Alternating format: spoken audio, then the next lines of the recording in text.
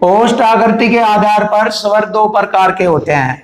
तो हिंदी वर्णमाला में ओष्ठ आकृति के आधार पर स्वर दो प्रकार के होते हैं।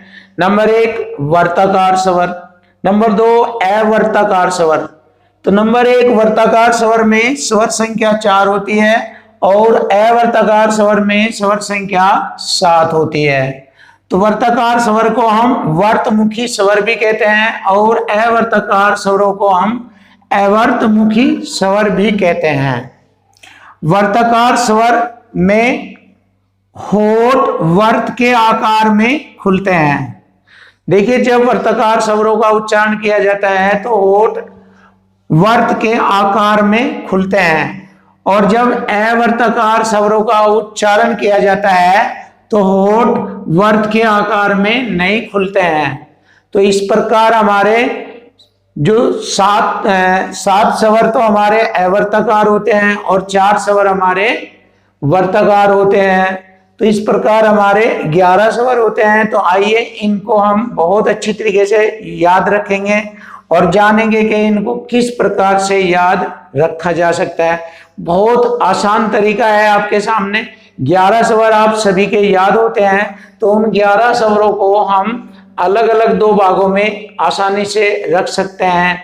जिन स्वरों के उच्चारण में होठ वर्त आकार के रूप में होते हैं, यानी कि वर्ताकार के रूप में हो जाते हैं, तो वे हमारे वर्ताकार स्वर होते हैं और इनका उच्चारण करते समय हमें मालूम हो जाता है कि ये वर्ताकार स्वर है। तो जैसे हम वर्ताकार स्वरों का उच्चारण करते हैं, जैसे छोटा ऊ, तो यहाँ पर छोटा ऊ आ जाएगा, बड़ा ऊ, ओ और औ। तो ये 4 स्वर होते हैं जिनको हम वर्ताकार स्वर कहते हैं।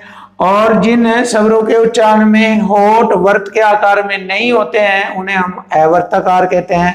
इन 4 को छोड़कर शेष हमारे अवर्ताकार स्वर होते हैं। जैसे ए हो गया, जैसे देखिए आप ए, आ, छोटी ई, बड़ा ई, री, ए और ऐ। तो देखिए ये हमारे 7 स्वर हो गए जिनको हम अवर्ताकार स्वर कहते हैं। और इसमें एक इम्पोर्टेंट नोट्स है जो कि मैंने आपको पहले भी आगत स्वर के बारे में बताया था। ये आगत स्वर एक विदेशी स्वर होता है जिसको हम ग्रहित स्वर भी कह देते हैं आगत स्वर को, क्योंकि हिंदी वालों ने इसे अपनी भाषा में ग्रहण कर लिया है, इसलिए इसको ग्रहित स्वर भी कह देते हैं।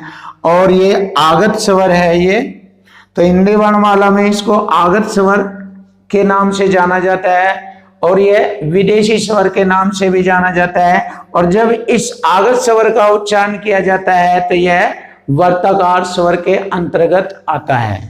तो इस प्रकार हमारे ओष्ठ के आधार पर स्वर 2 प्रकार के होते हैं।